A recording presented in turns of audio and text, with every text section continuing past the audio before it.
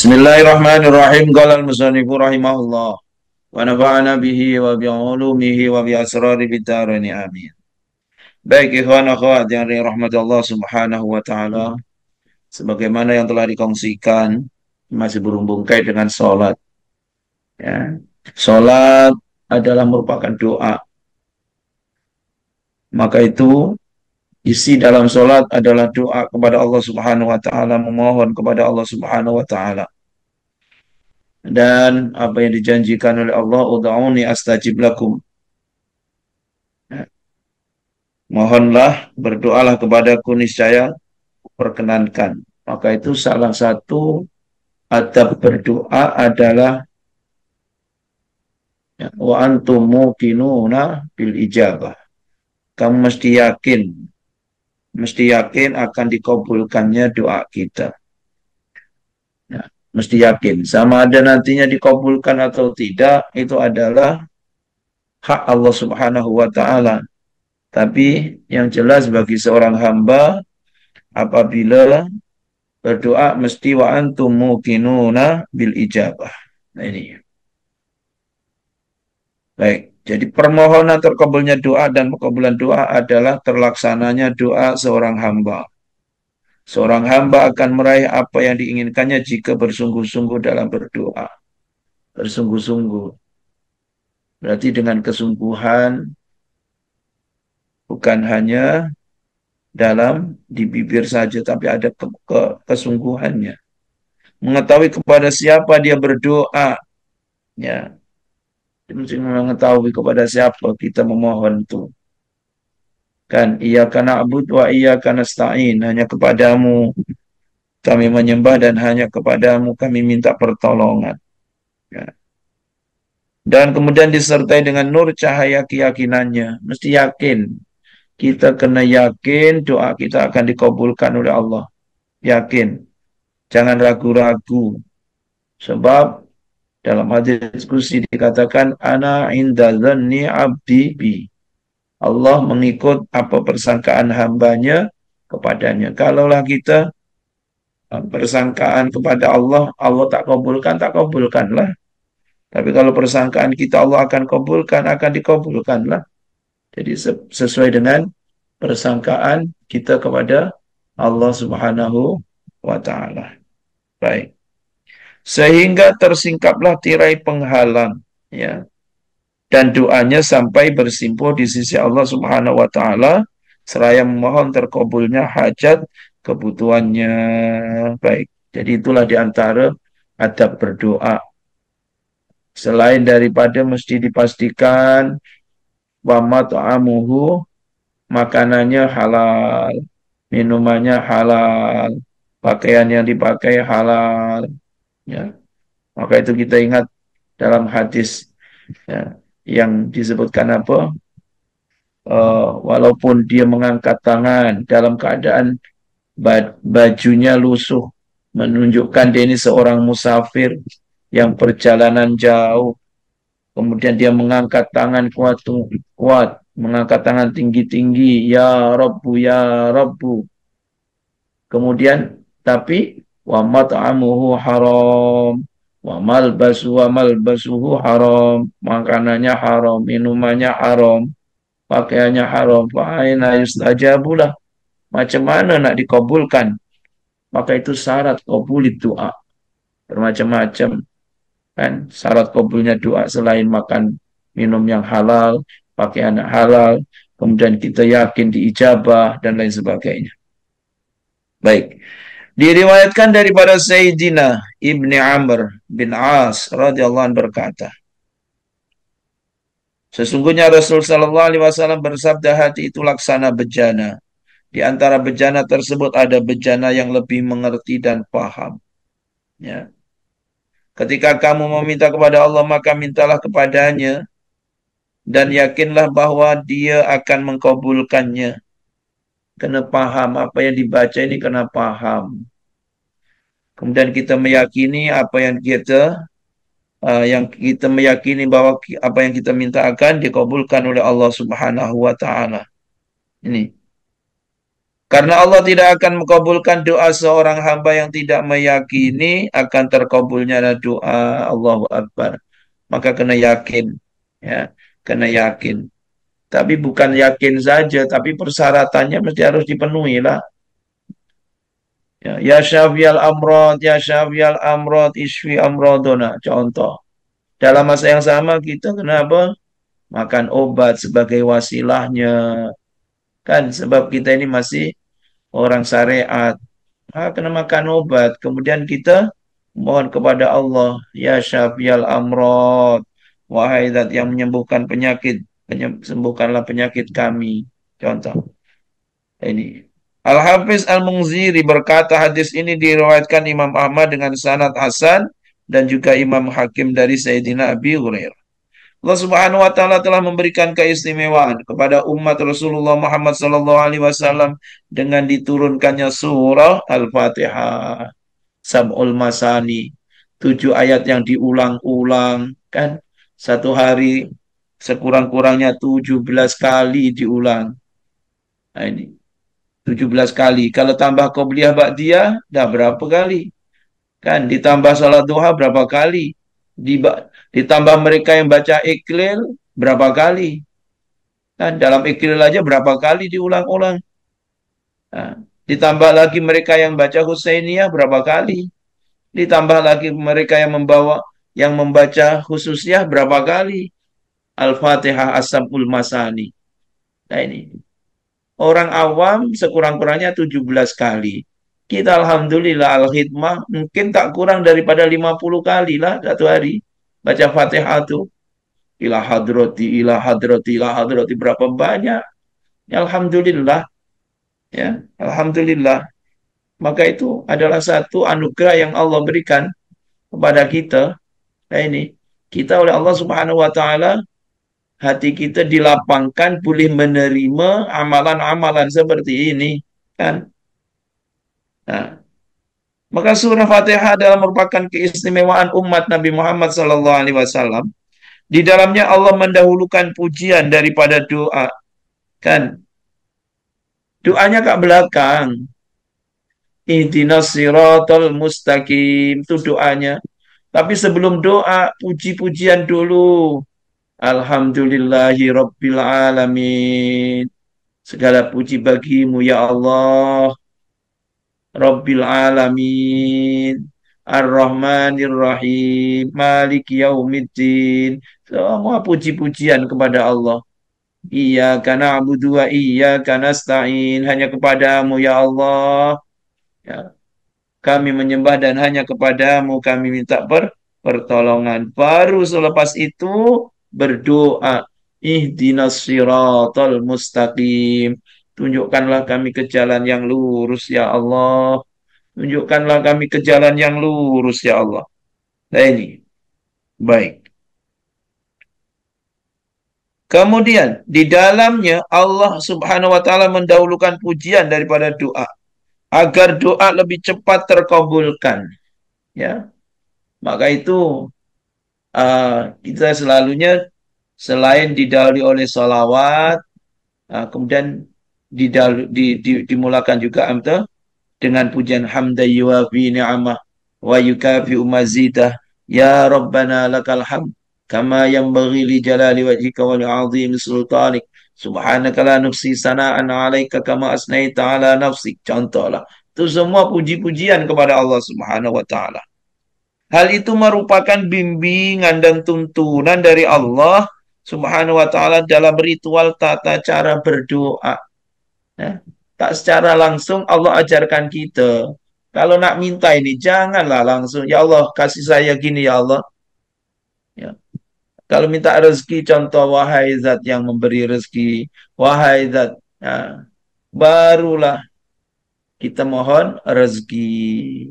Nah, jadi puji-pujian.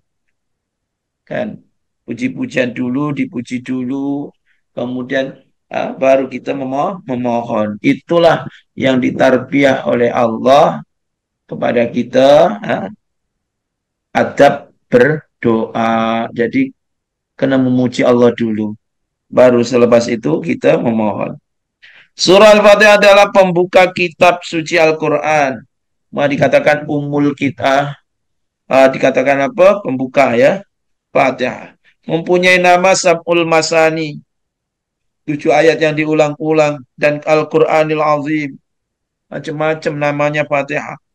Dikatakan oleh sebagian ulama surah Al-Fatihah dinamakan Sab'ul Masani karena diturunkan 2 kali, yaitu turun di Mekah dan di Madinah.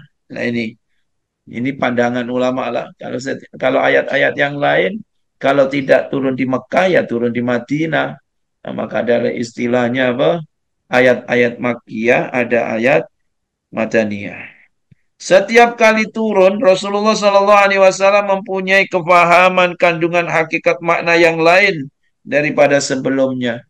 Maka itulah ya, kalau semakin sering dibaca bukan berarti tak ada pengertian yang lain. Nah, maka di sini dijelaskan setiap kali turun Rasulullah mempunyai kepahaman kandungan hakikat makna yang lain dari sebelumnya. Nah, jadi hakikat makna, hakikat maknanya itu apa? Nah, hakikat makna dari Al-Fatihah itu apa? Nah, ini. Jadi maka dikatakan ada usul apa namanya? Usulul sampainya ayat ya, kemudian usulul makna. Nah, usulul makna berarti apa? Kita memahami makna itu. Datangnya ayat, kemudian kita memahami ayat, kemudian apa yang ada di dalam hakikat makna yang terkandung di dalamnya. Baik, bahkan ya, bahkan beliau membacanya secara berulang-ulang dengan waktu yang lama sehingga setiap kali beliau membacanya selalu datang dan mengalir kepahaman kandungan hakikat makna yang lain.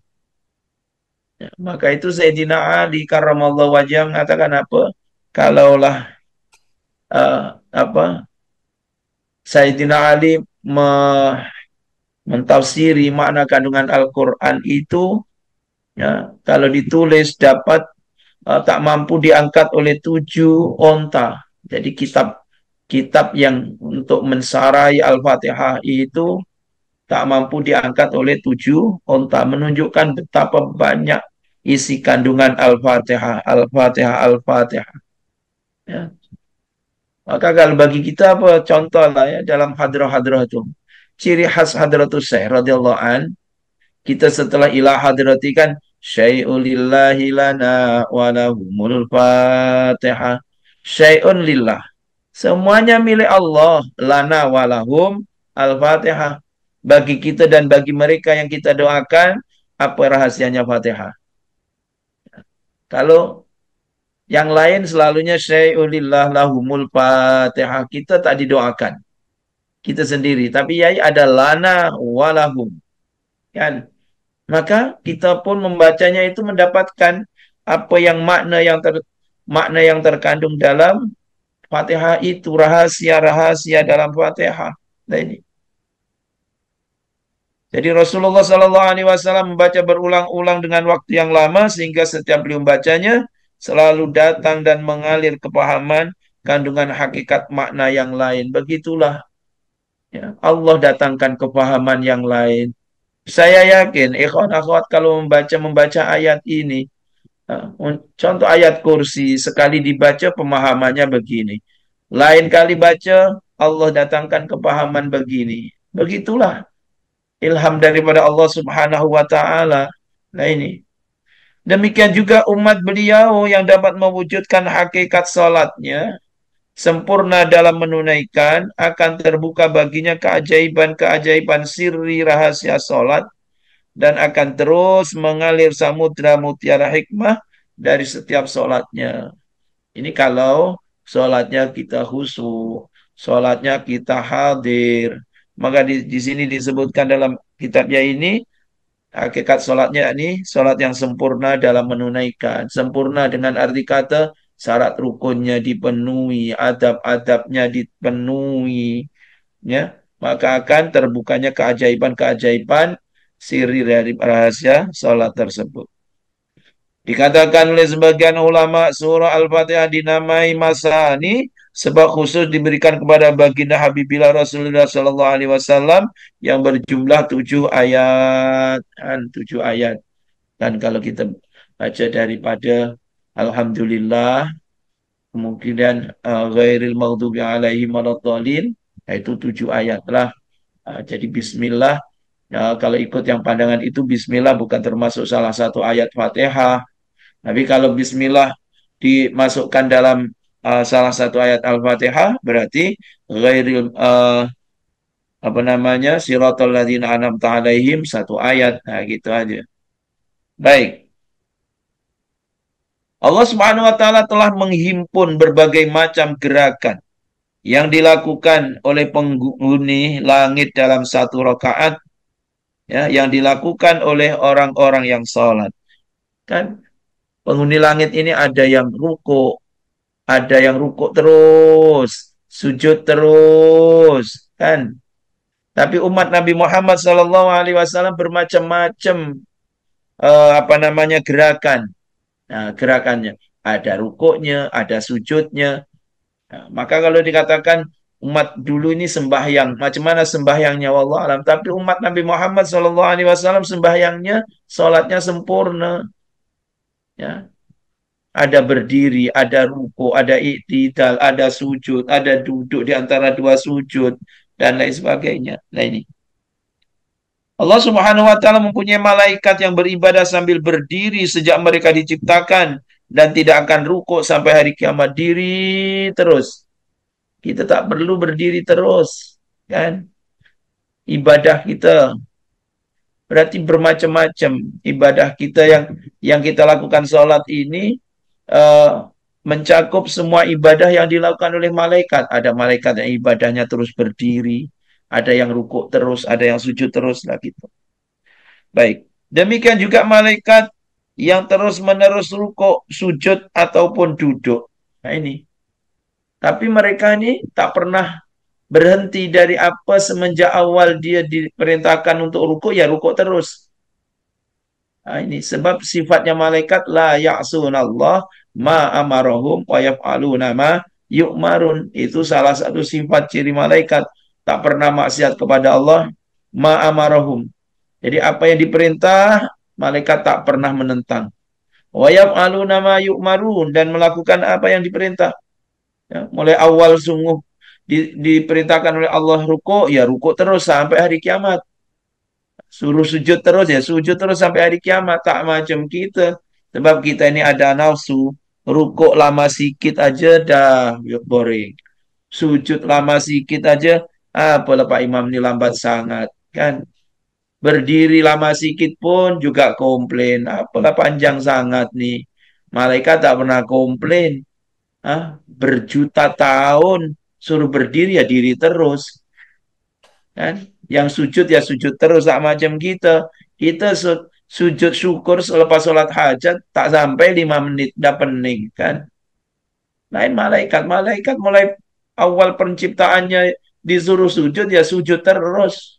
Nah, ini baik. Mereka yang diperintahkan untuk angkat aras ya angkat aras terus, tak pernah komplain.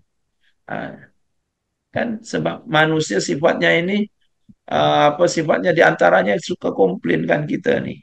Nah ini. Baik.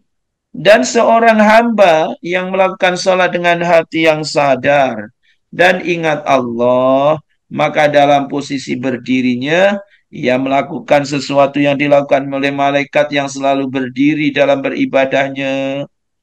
Nih, begitu juga dalam rukuk, sujud, duduk, dan segala ucapan yang diperbuat dalam sholat. Ada malaikat yang terus bertasbih, ya, ada yang tahmid, ada yang tahlil. Nah, kita macam-macam bacaan, kan? Walaupun tidak merupakan tidak diwajibkan, tapi kita baca tasbihnya, kan?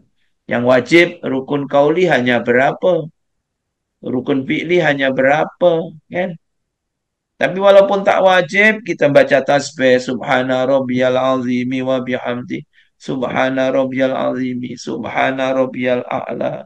Sami Allahu liman hamidah, contohlah. Baik. Dikatakan oleh sebagian ulama, ya. Sesungguhnya di dalam sholat terdapat 4 macam perilaku dan 6 zikir. Ya, 4 macam perilaku dan 6 zikir. 4 macam perilaku adalah berdiri, rukuk, sujud, dan duduk. Nah, itu wajib semua. Berdiri, wajib bagi mereka yang kuasa berdiri. Kalau tak kuat berdiri, duduk, tak kuat duduk, berbaring. Itu kalau dalam sholat, wajib. Kalau dalam sholat sunat, terawih misalkan, males nak berdiri, ya duduk tak apa. Ini. Baik. Rukuk sama juga termasuk rukuk termasuk apa? Wajib. Kan? Sujud juga sama. Duduk di antara dua sujud sama. Iktidal sama dengan berdiri lah iktidal. Nah, ini termasuk apa? Rukun fi'li. Kan? Rukun fi'li. Berdiri, rukuk, iktidal, sujud di antara sujud, kemudian duduk di antara dua sujud. Nah, itu termasuk rukun fi'li. Setiap rukun fi'li ada syarat masing-masing. Kemudian rukun kauli. Nah, ini. Sedangkan 6 zikir adalah membaca surah Al-Quran, membaca Fatihah. Yaitu termasuk rukun kauli. Rukun kauli tak banyak. Dan rukun kauli. Takbir, Fatihah, tahiyat, akhir, baca selawat, salam. Nah, ini itu yang wajib. Kemudian ditambah yang sunnah, tasbih. Nah, tasbih yang sunnah. Kemudian memuji istighfar. Nah, ini bacaan-bacaan dalam apa namanya? Mana ada istighfar, Ustaz? Rabbi firli warhamni, Rabbi firli itu istighfar lah. Itu sunnah. Kan sunnah hayat. Walaupun sunnah kita tak pernah tinggalkan. Rabbi firli warhamni. Kalau tasbih subhana rabbiyal a'la, subhana rabbiyal azimi. Nah, ini. Baik. Doa. Nah, doa termasuk dan berselawat kepada baginda Habibillah Rasulullah Muhammad sallallahu alaihi wasallam, yang mana selawat adalah termasuk wajib rukun kauli, yaitu selawat apa namanya pada tahiyat akhir. Kan? Jadi tak banyak rukun kauli, rukun fi'li, kemudian rukun qalbi yaitu niat. Dan hanya 13 saja. Ini. Baik, tapi 13 perkara yang ada di dalam sholat itu kalau dilaksanakan dengan sempurna, nah tadi itu pahalanya macam apa yang dilakukan oleh malaikat-malaikat yang lain. Baik. Kemudian, dengan demikian jumlahnya genap 10. Maksudnya apa? Maksudnya 10 tadi, empat apa? 4 perilaku. 4 perilaku, yakni fi'li, kemudian 6 kauli, 10. Dan 10 itu terpecah dalam 10 barisan malaikat. Allahu Akbar. Begitulah hebatnya ulama-ulama menjelaskan. Kan 10 perkara yang ada di dalam sholat itu terpecah dalam 10 barisan malaikat. Masing-masing barisan terdapat 10.000 malaikat. Maka dalam 2 rakaat sholat terhimpun bilangan yang terpecah atas 100.000 malaikat. Yakni dalam 2 rakaat sholat terhimpun 200.000 malaikat. Allahu Akbar. Begitulah dalam 2 rakaat. Baru sudah apa? 2 rakaat yang betul-betul. Nah, ini terhimpun 200.000 malaikat.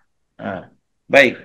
Berdasarkan landasan itu semua, maka sholat terdapat gabungan 4 cabang, yaitu hadirnya raga di tempat mihrab, di tempat pengimaman, tempat yang digunakan untuk sholat.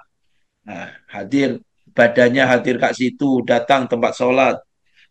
Hadirnya akar fikiran di sisi Allah, zat yang maha merajai lagi maha pemberi. Itu yang nomor 2. Pikirannya hadir. Tapi susah. Kan Allahu Akbar. Alamak. Belum bayar hutang. Teringat semua. Tak hadir betul-betulnya susah. Kan? Khusuknya hati tanpa adanya keraguan. Yang nomor 3. Dan tunduknya hati dalam bersandar kepada Allah tanpa adanya beban. Empat perkara nih. Kan hadirnya badan di tempat sholat, hadirnya akal pikiran di sisi Allah, khusyuknya hati, tanpa ada keraguan, tunduknya hati dalam bersandar kepada Allah tanpa adanya beban. Karena pada waktu hadirnya raga, maka tirai penghalang akan terangkat. Ya, kalau hadirnya raga.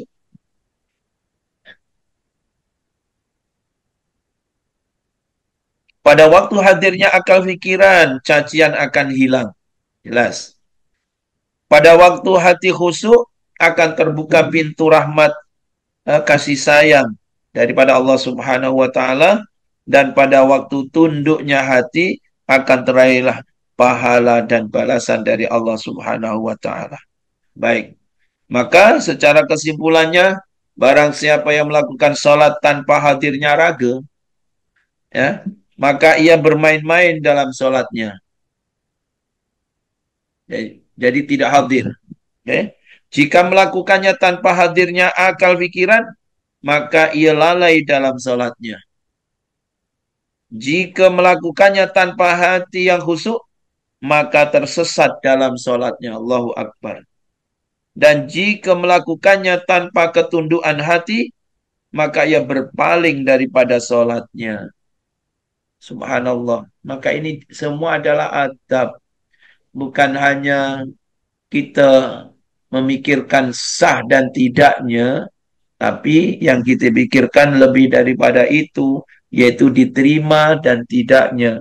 Sama ada solat itu nanti akan membawa arti kepada kita, ya, hakikat makna solat itu akan mewarnai kita atau tidak. Dan jika melakukannya tanpa ketundukan hati, maka ia berpaling dari solatnya.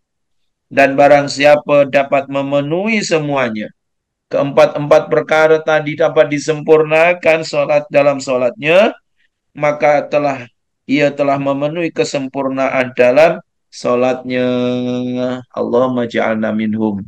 Moga-moga kita dijadikan di antara mereka-mereka yang dapat menyempurnakan empat tadi. Bukan hanya syarat rukun yang dipikirkan, tapi memikirkan juga hadirnya raga, ya, hadirnya raga di mihrab. Sedang kita ini sedang menghadap Allah Subhanahu wa taala. Kan kita hakikatnya sedang menghadap Allah. Apa yang kita ucapkan?